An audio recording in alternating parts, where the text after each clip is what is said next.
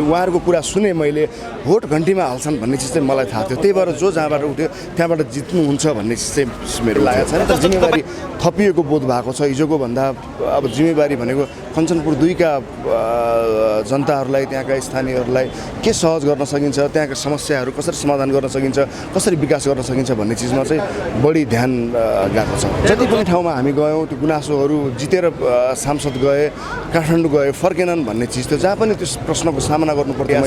हामीले र्याली गरेनौँ, कुनै विजय उत्सव मनाएनौँ, हामीले सभा गरेनौँ, फेरि भाषण गरेनौँ। जनताले भोट दिइसक्नु भएको छ। हाम्रो काम गर्ने जिम्मेवारी हो भनेर हामी काम त लाग्यो। लामो समय पत्रकारिता गरियो अनि मन्त्री सांसद पार्लियामेन्टकै रिपोर्टिङ मैले लामो समय गरेँ। सांसदहरूसँग मन्त्रीहरूसँग हिँड्ने रिपोर्टिङ गर्दाखेरि हुन्छ नि सङ्गत हुने बस उसबाट त्यो मलाई नौलो त्यस्तो स्केल लागेको छैन।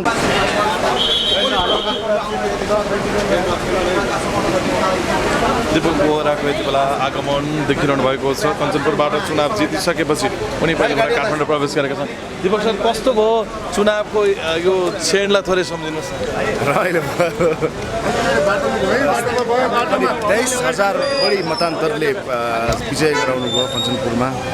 एकदमै जस्तो चुनाव जित्नुभयो र तपाईँले गर्नुभएको एउटा घोषणा अहिले धेरै चर्चा तपाईँ छ। तपाईँले त्यहाँका नागरिक जो तपाईँका मतदाताहरू हुनुहुन्छ उहाँहरूलाई चाहिँ निःशुल्क फोन गर्न मिल्ने एउटा सिस्टम ल्याइदिनु भयो। मतदाताले आफ्नो गुनासो बिना शुल्क सुनाउन पाउने सुविधा ल्याइदिनु। त्यसमा चाहिँ तपाईँको सर्वत्र छ, त्यो कसरी योजना बनाउनु भयो? यो चाहिँ तपाईँको जो एक्सेस भएका मान्छेहरू, थाहा पाएका मान्छेहरू मेरो WhatsApp नम्बर पाएको हुन्छ, इमेल आइडी पाएको हुन्छ, मेरो नम्बरहरू हुन्छ।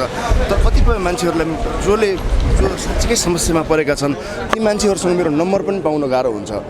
अनि नम्बर पाउँदाखेरि कसैसँग ब्यालेन्स नहुन सक्छ, मोबाइलमा पैसा नहुन सक्छ। सबैलाई त्यो होस्, कमसेकम त्यो फोन गर्दाखेरि सहज होस्, मान्छेलाई निःशुल्क त्यो सेवा।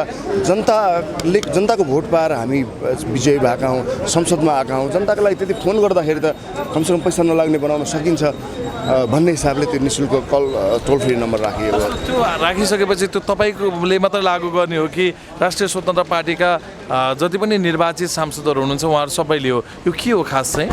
होइन, त्यो मेरो प्रयासले मैले गर्न सक्ने चिज मैले गरेको हो। अरू साथीहरूले पनि त्यो गर्न सक्नुहुन्छ, त्यसमा केही छैन। उहाँहरूको गर्न चाहेको अवस्थामा चाहिँ त्यो गर्न सकिन्छ इच्छा भयो भने। त्यस अगाडि दीपक बोहरालाई चाहिँ काहीँ पुर्याउने अथवा मान्छे बनाउने मान्छे भनेर भन्थे। अहिले चाहिँ अब माननीय नै भएर आउनु भएको छ। यो आउँदै गर्दा के लागेको छ? माननीय हिजो दाई भनेर हामीले सम्बोधन गर्थ्यौँ भने आज माननीय भन्न थालेका छौँ। यो सुन्दै गर्दा तपाईँलाई कस्तो लागेको छ? त्यस्तो खासै मलाई फरक लागेको छैन। लामो समय पत्रकारिता गरियो अनि मन्त्री सांसद पार्लियामेन्टकै रिपोर्टिङ मैले लामो समय गरेँ। सांसदहरूसँग मन्त्रीहरूसँग हिँड्ने रिपोर्टिङ गर्दाखेरि हुन्छ नि सङ्गत हुने बस उसबाट त्यो मलाई नौलो त्यस्तो स्केल लागेको छैन। तर जिम्मेवारी थपिएको बोध भएको छ। हिजोको भन्दा अब जिम्मेवारी भनेको कञ्चनपुर 2 का जनताहरूलाई, त्यहाँका स्थानीयहरूलाई के सहज गर्न सकिन्छ, त्यहाँका समस्याहरू कसरी समाधान गर्न सकिन्छ, कसरी विकास गर्न सकिन्छ भन्ने चिजमा चाहिँ बढी ध्यान गएको छ। त्यहाँको जनताले चाहिँ मत फेर्नुको कारण त्यो विकास नभएर रहेछ कि या परिवर्तन चाहेका रहेछन् यो देशको? पहिले हुनेहरूले गरेनन्, फर्केनन्।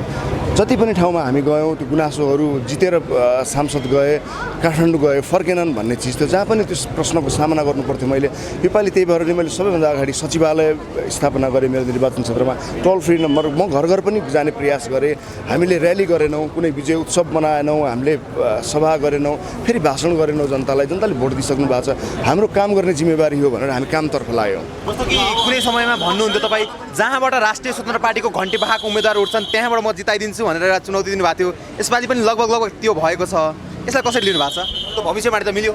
त्यो चुनौती दिएको थिएन। त्यो चाहिँ रवि दाइमाथि चरम अन्याय हुँदाखेरि मैले चाहिँ रवि लामिछानेमाथि राजनीतिक प्रतिशोध भयो भनेर जुन हस्ताक्षर अभियान चलाएको थिएँ।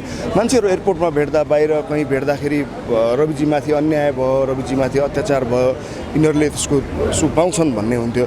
पछि चाहिँ हस्ताक्षर गरिदिनुहोस् त्यसो भए रवि लामिछानेमाथि अन्याय भएको। जसरी मान्छेले 40 लाख मान्छेले त्यसमा पूर्व न्यायाधीशदेखि लिएर तपाईँहरूले देख्नुभयो, तपाईँहरू साथमै हुनुहुन्थ्यो। त्यति धेरै मान्छेले जति सपोर्ट गर्दाखेरि उहाँहरूले भन्नुहुन्थ्यो, पार्टी कार्यालयमै भन्नुहुन्थ्यो, चोकमा भन्नुहुन्थ्यो। त्यो त खुलेर आउन सक्ने मान्छेहरू थिए जो पार्टी कार्यालयसम्म आउँथ्यो। तर कतिपय मान्छेहरू त खुलेर आउन सक्थेनन्। हामीले डिजिटली जान सकेका थिएनौँ। त्यो ठुलो मत थियो मान्छेहरू। त्यो त्यसका अक्षर नै अहिले चुनावको मत भयो 51 लाख।